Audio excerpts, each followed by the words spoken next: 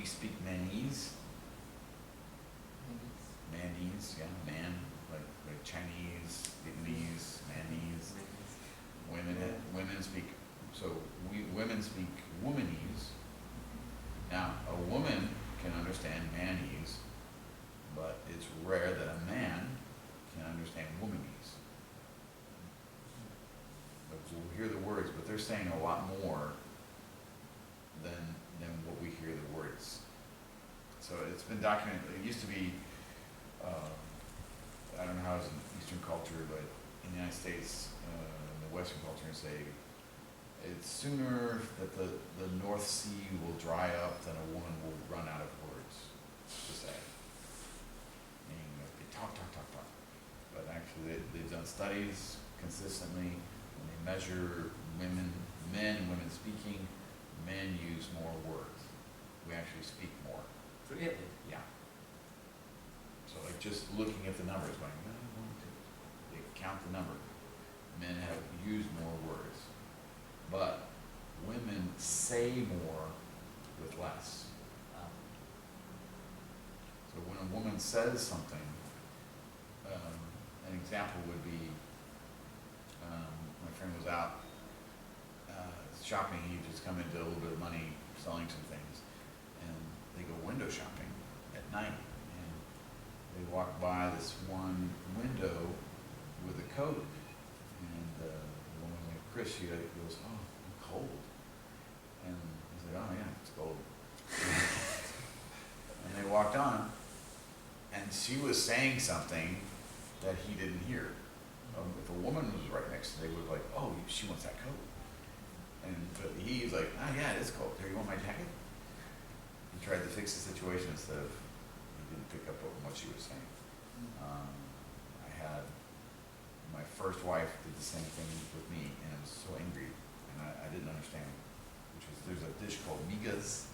You ever heard of an egg dish called migas?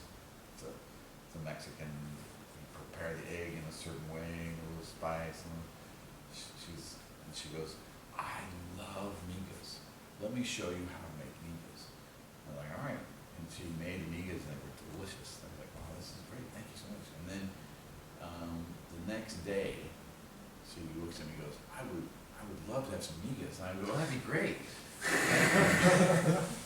I love it too. Those are awesome.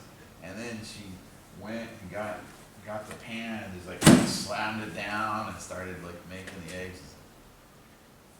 I had no idea why she had suddenly gotten angry. It just completely flew over me. So, but it has to do with like, they speak in innuendo and hints. So one woman will understand what the other woman is saying. The guys were just like, "Wow, what?" And that's where the guy Ming, I only had like 2 minutes with him, and I said, "You have got to pay attention to this woman. She is going to say things, and then you will say things, and you have to look at her and see what color her face is, because it will change." I mean, it won't. If you compile all the songs and all the languages that women use and compile them into a book, I'll buy that book immediately. So the problem, Like all the things that you're saying now, so these are very useful. Actually, you can write this book. yeah. Well, there's some books already written, but I am writing a book, and it has to do with some of this. But there's not for a while they thought there was a consistent, multicultural, across the whole span, everybody had the same facial reaction. It doesn't work out that way. So in different cultures, and then there's subcultures even, where the facial tics that we have, or if in poker they call it tells, right? So the tell isn't the same with each culture. So like there's not that many muscles. It's like 42 muscles in the face, but they can be different combinations. And at one point they were asserting, "Oh, it's the same for every culture," but it just isn't. So I'm saying, pay attention, and don't ever say "I know." I I think it was, I said, pay attention to her, and he said, I know. I was like, dude, don't say I know. That's like death. You don't know. You have to get to the point you don't know. Just notice the change.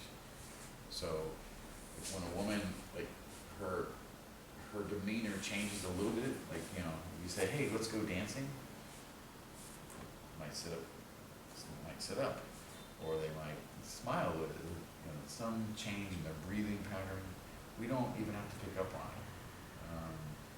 So there's New Age, it's what commentary about pseudoscience.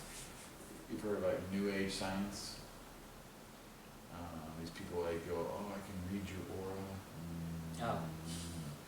Let me perform Reiki on you. Reiki, right? Instead of touching, they oh, I'm empathic. I feel this. It's like, so I assert there's no magic. The magic is the science.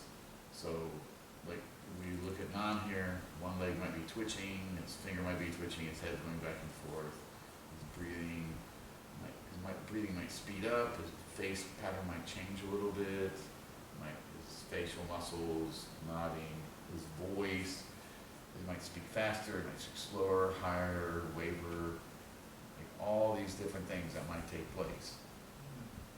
I don't know what it means, but I might say, hey, you just pushed your lips together. What's going on? You didn't do that. I'm just saying. But you ask questions. You pay attention. Don't assume. So it doesn't really matter what she's actually thinking or she's actually portraying. It matters that you ask. Right? It matters that you pay attention and ask. Right. And you can even there's a certain amount of disbelief that they won't believe that you don't know. So the women in a culture will know what each other's doing. They really pay attention. They don't even necessarily know how they know it.